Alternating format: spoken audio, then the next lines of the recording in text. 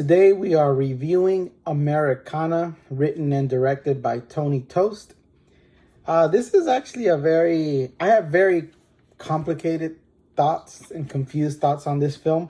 I do recommend you go see it just initially because it's not another remake, sequel. It's something original, and I think that should be rewarded just in itself.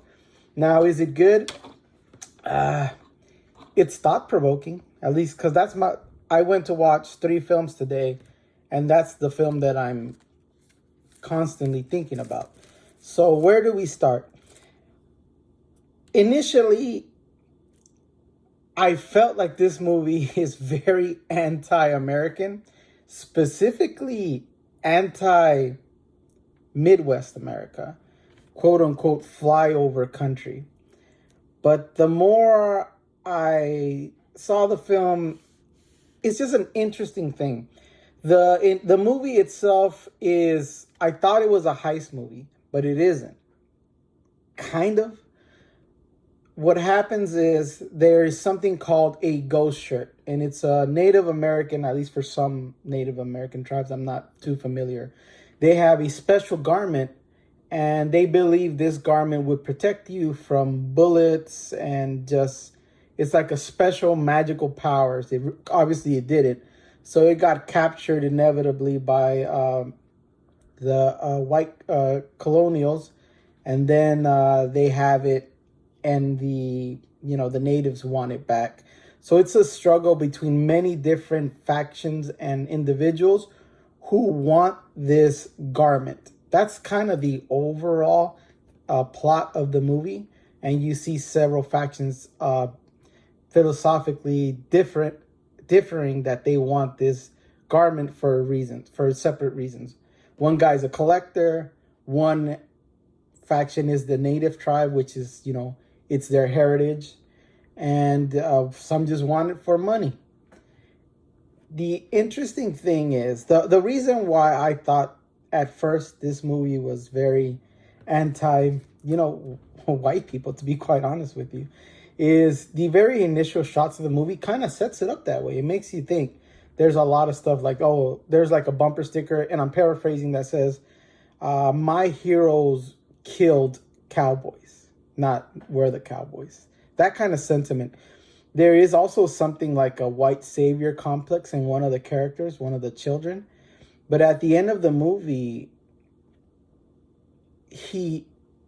that performative white guilt, that self-hate that a lot of liberal white people have, this little kid kind of embodies that. And at the end of the film, symbolically, he sheds that off, and he becomes, at least the initial steps of becoming who he is, not being I don't know, maybe ashamed of himself.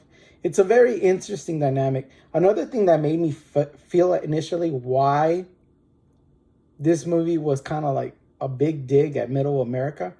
There's a scene where the initial ghost shirt is at, where they initially go get it. And there's this really pretentious white guy. And look, I'm from a big city, so I can't really speak on the mindset of Middle America.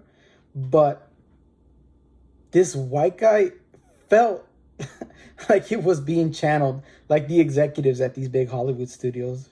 Bunch of, self-righteous white guys, just so full of themselves. They're part of every movement. They know everything. They are the standard in terms of the ethical values. They understand that. And the average yokel from Nebraska, what could he possibly know? He's so superior. And even in death, this is spoiler territory. Even in his death, the 2 white guys that are locals to the area who go and kill him, he mocks, in his death, he's mocking them.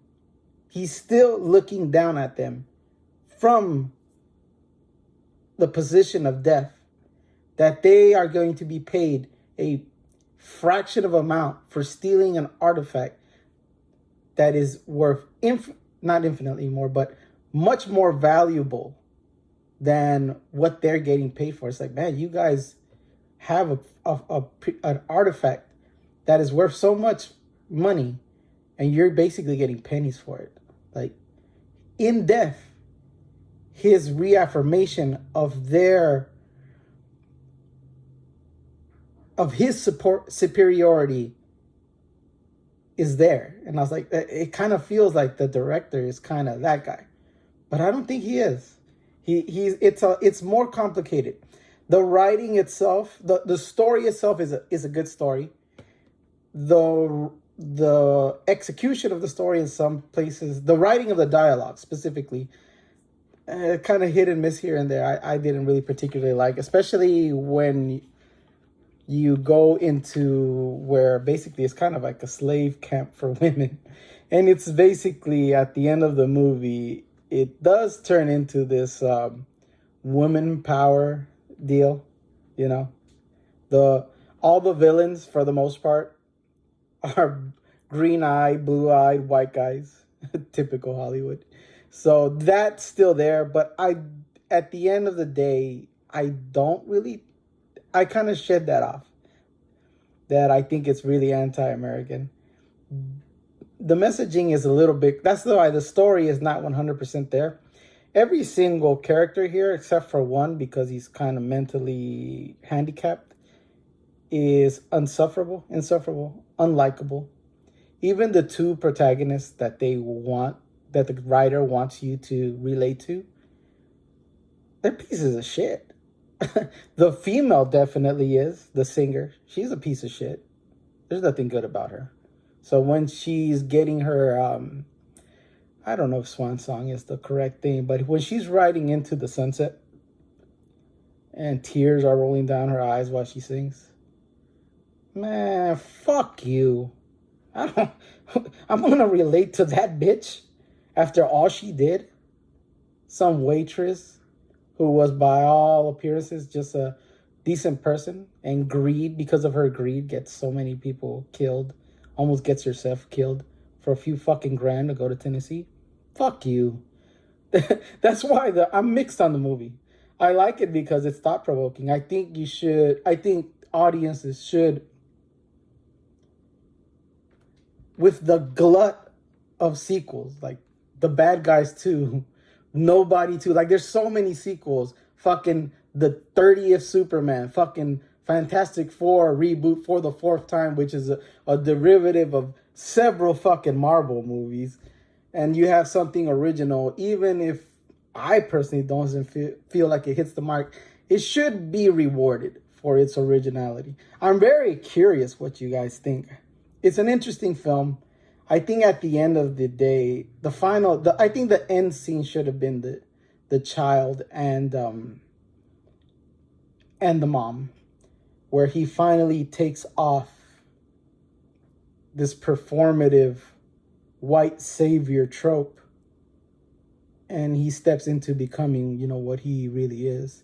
Because all this performative stuff that he did to be accepted by this native tribe, they're human too. They're just fucking thieves. Well, they're not thieves, but they're murderers. Like, what? That you're going to be accepted by that? That's what you wanted? Interesting film. Very unlikable characters. The guy with the mental health thing, idiot. Useful idiot.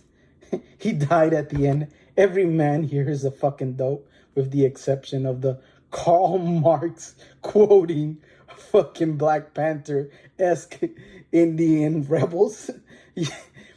Fucking, jeez. I'll be interested to see this guy's next film if he gets another one. I hope he does. See what he can do. All right, guys.